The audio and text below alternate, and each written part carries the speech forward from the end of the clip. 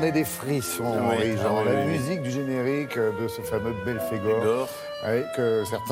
Dont certains se souviennent encore. Pourquoi cette musique? Tout simplement parce que l'héroïne et la petite fiancée de Belphégor, c'était Christine Delaroche. Et qu'elle vient de sortir un bouquin. Elle vient de sortir un bouquin alors, aux éditions d'Acre.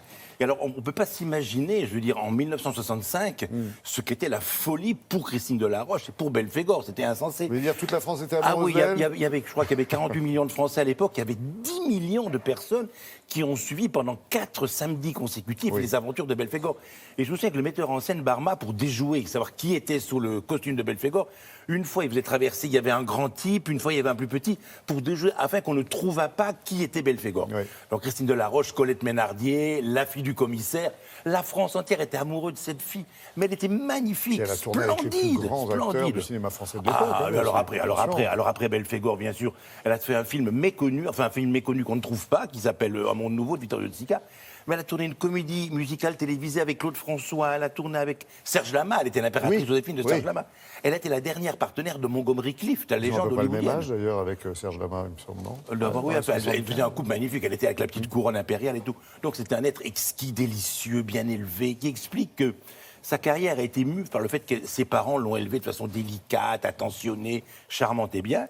Donc elle raconte dans un bouquin qui s'appelle Sensualité bien élevée, c'est le titre d'un spectacle, et ça lui correspond divinement bien, qu'elle a présenté à Avignon, qu'elle a présenté au Petit Marigny à Paris, qu'elle va, je pense, reprendre, et elle raconte ses souvenirs. On découvre à chaque page, on apprend Yves Boisset était un assistant qui a travaillé avec elle, on apprend l'histoire de Claude François, à chaque fois plein de trucs formidables pour ceux qui aiment le cinéma et ceux qui adorent Christine Delaroche. En souvenir depuis tout ce temps-là, et vous regardez intacte, pratiquement intacte elle est. Le temps a glissé sur elle, la délicieuse petite fiancée de Belphégor, Christine Delaroche.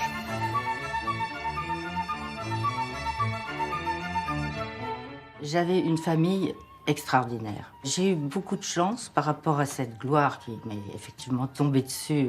Mes parents étaient des êtres merveilleux, j'avais une sœur et 2 frères. Et en fait, c'était solide tout ça.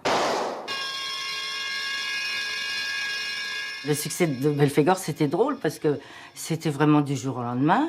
Et après le premier épisode, je me souviens que j'étais invitée à une soirée. Et puis, quand je suis arrivée dans cette soirée, mais c'était pas possible. Là, tous les gens on me regardaient, mais je me disais, j'ai du noir sur le nez, j'ai la robe est défaite. Tout d'un coup, c'était « Oh, elle est là pour de vrai !» Enfin, c'était drôle, quoi. C'est, en fait... Ça m'a pas grisé parce que je savais que j'avais eu beaucoup de chance. Je savais que j'avais eu un très bon metteur en scène qui était Claude Barma et que le rôle me correspondait plutôt bien. J'avais l'air plutôt propre, toujours grâce à mes parents, bien élevé. Alors c'est peut-être ça qui m'a rendue plus proche des gens et qui a fait que j'ai été populaire et ça pendant pas mal de temps.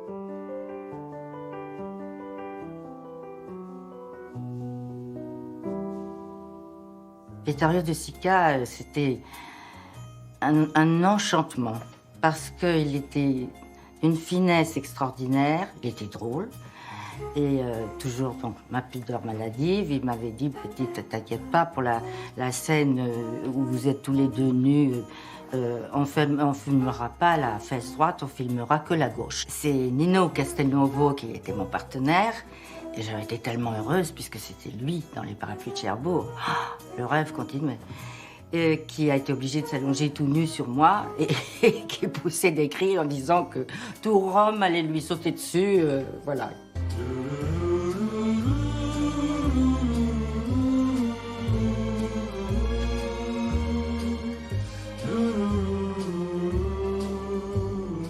Le film avec Adamo et Bourvil, Les Arnaud, oh, c'était délicieux.